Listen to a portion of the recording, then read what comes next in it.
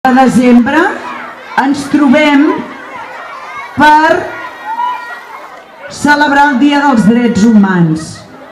Ara escoltarem a la Dana i escoltarem a l'Helena i escoltarem al Caxpert, que ens han de llegir una cosa que és molt important. A veure si estem tots calladets i ho escoltem, sisplau, un momentet.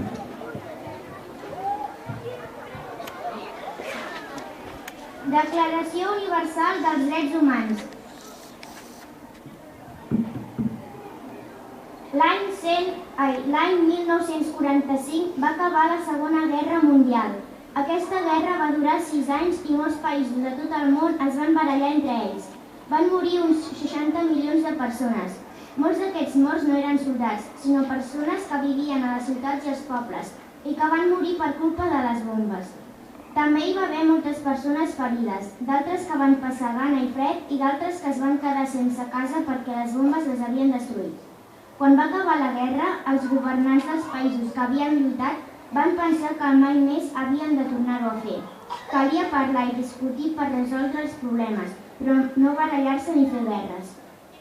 Llavors van decidir ajuntar-se i formar una organització, l'Organització de les Nacions Unides, per aconseguir que no hi hagués guerres i per ajudar les persones dels països més pobres. El nom d'aquesta organització s'abreuja així: ONU, O d'organització, N de nacions i U d'unides. Avui gairebé 200 països del món formen part de l'ONU. L'any 1948, representants de tots els països de l'ONU es van reunir i van escriure un text perquè tothom conegués els drets que tenen totes les persones, com per exemple el dret a viure en llibertat i en pau. Aquest text es va titular Declaració Universal dels Drets Humans. Universal vol dir que és per a tothom i els drets humans són els drets de totes les persones. La Declaració Universal dels Drets Humans compleix 60 anys l'any 2008. Dret a moure lliurement i a escollir un país on viure. Dret a tenir família. Dret a tenir cosa. Dret a pensar i opinar. Dret a reunir-se. Dret a participar en la política. Dret a tot el que cal per viure. Totes les persones tenen els mateixos drets i llibertats. Dret a viure en llibertat i amb seguretat. Dret a ser protegides i a tenir un tracte just. Dret a tenir intimitat. Dret a treballar. Dret a viure bé. Dret a poder estudiar. Dret a la cultura. Dret a respectar dels altres. Bé, aquests són els drets humans que no hem d'oblidar ni tampoc els nostres governants han d'oblidar mai.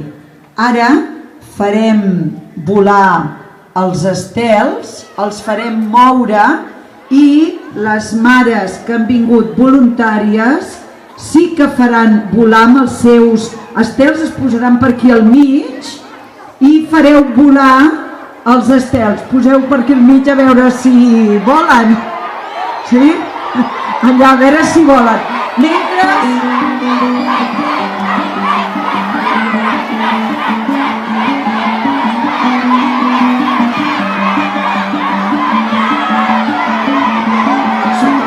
Molt bé, fem volar aquests estels.